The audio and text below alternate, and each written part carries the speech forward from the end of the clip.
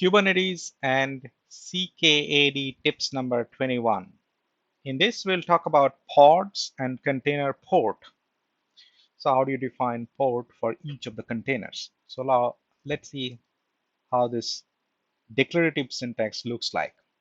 To do that, what I'm going to do is that I'm going to produce an YAML file from this command where I try to create an Nginx pod and then put it in the YAML without creating it.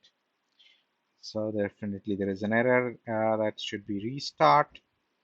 So if I do that, and then it creates a file called port.yaml. So if I go vim port.yaml, it opens that.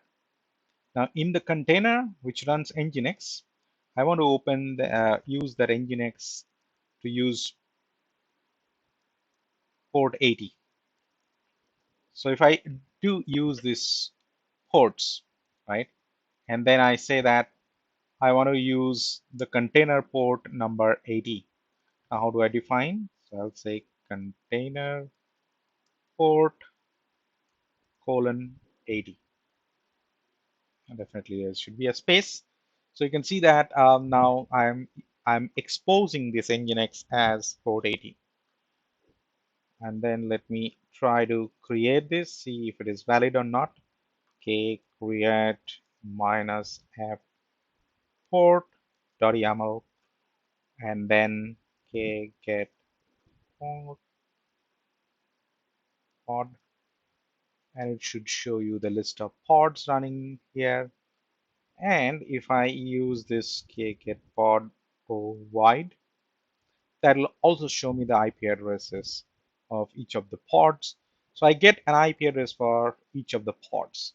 Now, one of the things, good things about this container port is that I can run, let's say, more than one container within a pod using the same IP address.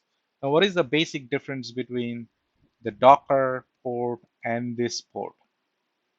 You should be able to SSH into any node in your cluster and then curl both the IP addresses if you have more than one pods running.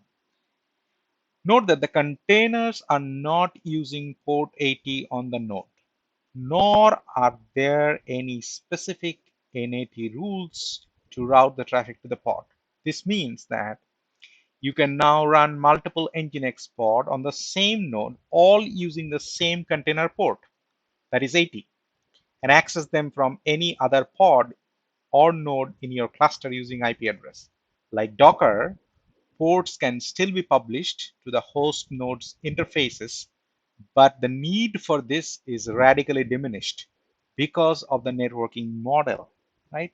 So that is why you see that there is no conflict, there is no port forwarding required, there is nothing you can do to map the port 80 with port 8080 or port 8081, something like that with the host node. There is nothing of that sort is really required here. So that's a fairly simple uh, demonstration on how you can create a pod and a container exposing a specific port. So if you need to expose more than, let's say, one port, what you can do, just because it accepts the list, you can just add one more port here saying that container port and then say 443. So you can keep adding the ports one after another into this file, and that should work exactly the same way. So thank you very much, and thanks for watching.